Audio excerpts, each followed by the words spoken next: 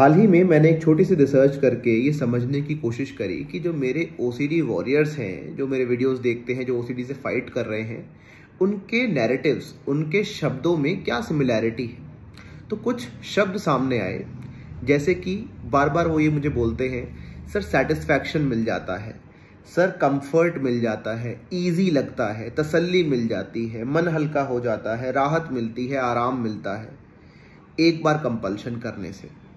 ये सारे वर्ड्स आपकी डिक्शनरी में भी ज़रूर होंगे अगर आप भी ओसीडी से सफ़र कर रहे हैं तो। देखिए, इसका सीधा साधा मतलब ये निकलता है कि ओसीडी आपको एक कंफर्ट जोन में रखना चाहता है और इस कंफर्ट जोन के आसपास, यानी कि आपके आसपास एक सर्कल बना देता है कि इससे बाहर निकले तो आप खतरे में पड़ जाओगे। अब दिक्कत ये है कि आपको लगता है भाई कोई इंसान मुझे एक सर्कल में सेफ रख रहा है तो मेरे को इस इंसान की बात सुननी चाहिए, क्योंकि वो कह रहा है सर्कल के बाहर अनसेफ जोन है। और आप धीरे धीरे इस ओसीडी के बहकावे में आ जाते हो। लोगों से ज़्यादा इस ओसीडी पे ट्रस्ट करते हो, अपने थेरेपिस्ट या अपने मम्मी पापा से ज़्यादा, अपने लव्ड वन से ज़्यादा इस ओसीडी के नैरेटिव पे ट्रस्ट करते हो कि इस सर्कल के बाहर तो दुनिया बहुत ही अनसेफ है।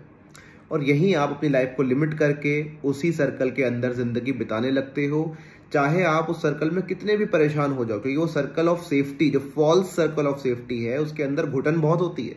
सोचो आपको कोई एक कमरे में बंद कर दे तो कितना मुश्किल होगा रहना। ऐसे ही आप उस सर्कल के अंदर फंसे रहते हो और अपने जीवन में कॉम्प्रोमाइज्ड हालत में जीते रहते हो। क्वालिटी ऑफ लाइफ डिग्रेड हो जाती है, करियर, एजुकेशन, फैमिली, रिलेशनशिप सब कुछ खराब होने लगता है, क्योंकि सर्कल के बाहर ही असली दुनिया थी और अब आप उस फॉल्स सर्कल ऑफ सेफ्टी के अंदर फंस गए हो। ऐसे में आपको समझना होगा कि पहला स्टेप है इनसाइट डेवलप करना, इस बात का आत्मबोध होना कि ये जो सर्कल ऑफ सेफ्टी मुझे लग रहा है ये एक तरह का इल्यूजन है जो मेरे ब्रेन ने रॉन्ग सिग्नल के ऊपर बना दिया है बेस कर कर। क्यों?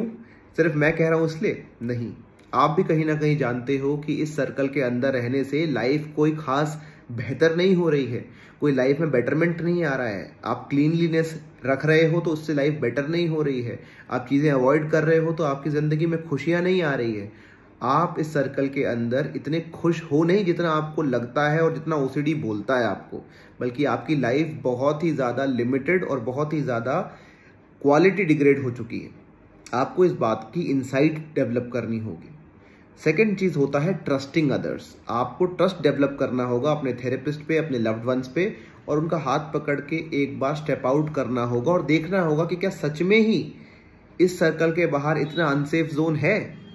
कैसे हो सकता है जब मेरे प्यारे लोग, मेरे प्रियजन इससे बाहर रह रहे हैं, वो लोग खुशहाल जिंदगी जी रहे हैं, बेटर लाइफ जी रहे हैं, तो कैसे मैं ये मान लूँ कि इस सर्कल के बाहर अनसेफ है? शायद नहीं होगा। एक बार ओसीडी पे डाउट करो, ना कि खुद के ऊपर। एक बार ओसीडी को शक की निगाहों से देखो कि शायद ये मुझे झूठ तो नहीं बोल रहा। क्या मैं एक बार टेस्ट करके देखूं? क्या मैं अपने लव्ड वंस की बात सुन के, उनका हाथ पकड़ के, उन पर ट्रस्ट करके एक बार बाहर निकल के देखूं?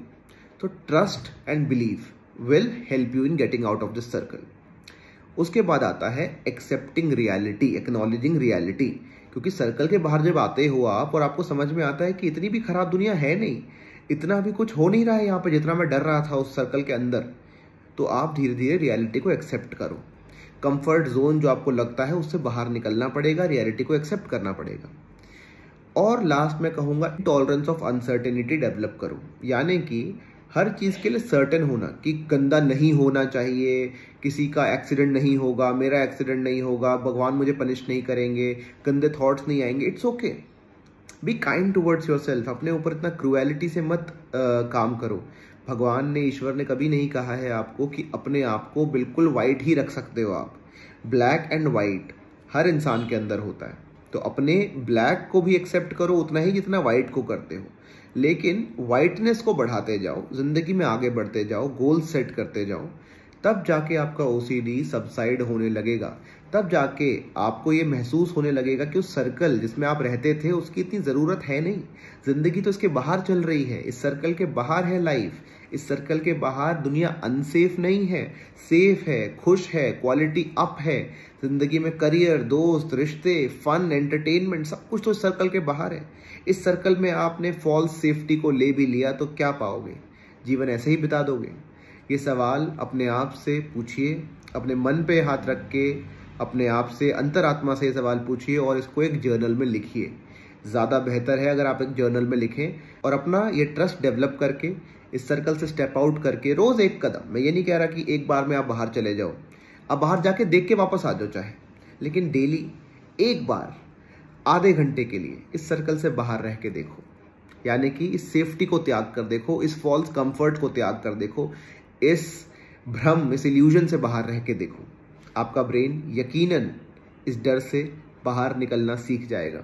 ब्रेन बहुत ज़्यादा हेल्पफुल चीज़ है अगर आप उसको ट्रेन करने का मौका देते हो तो। ओसीडी से रिकवरी पॉसिबल है अगर आप अपने आप को रिकवरी का मौका देते हो।